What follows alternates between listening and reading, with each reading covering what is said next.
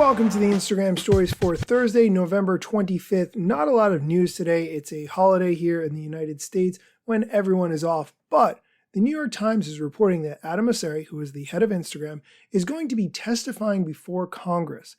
As you may or may not recall, over the past few weeks, I have extensively covered the Facebook whistleblower, Frances Haugen, which resulted in a Senate panel.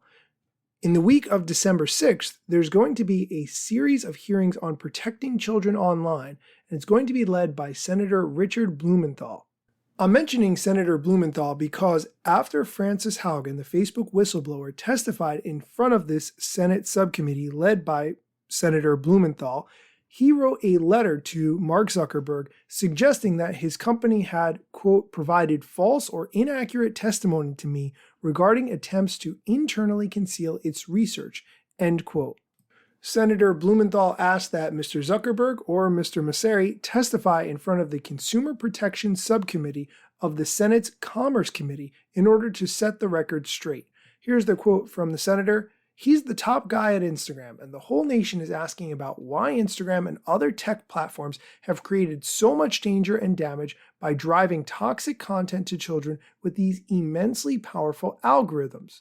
He continued, the hearing will be critically significant in guiding us to develop laws that can have an impact on making platforms safer. End quote.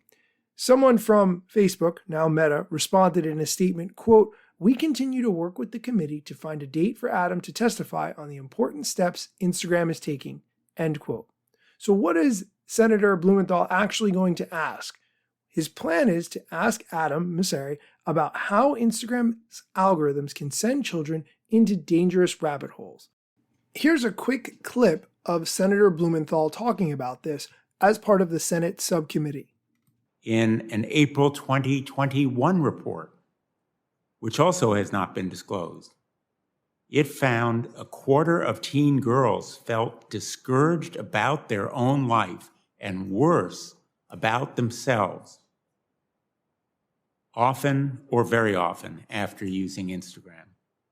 Another undisclosed report, March 2020, found, quote, social comparison is worse on Instagram, end quote, in part because its recommendations, quote, enable never-ending rabbit holes, and because it, quote, perceived as real life.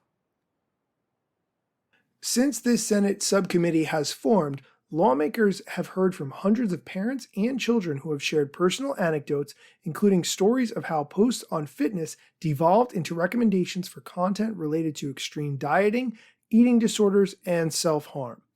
Now, you're probably wondering, is Instagram being singled out here? To a certain extent, yes. Senator Blumenthal said that executives at Snapchat, TikTok, and YouTube all testified in a previous hearing and have committed to algorithmic transparency. This New York Times article is definitely worth reading. I'm going to link to it in the show notes. One of the writers for this article, her name is Cecilia Kang. She is co-author of the book An Ugly Truth Inside Facebook's Battle for Domination. That book has been on my queue for quite a while. I just haven't had the opportunity to read it yet, but once I do, I'll definitely be doing an episode about that book. Okay, that's going to do it for today's show. If you are off today, I hope you get to enjoy some time with your family and you get to relax. But either way, I will be back tomorrow with more Instagram news, strategy, tips, and much, much more.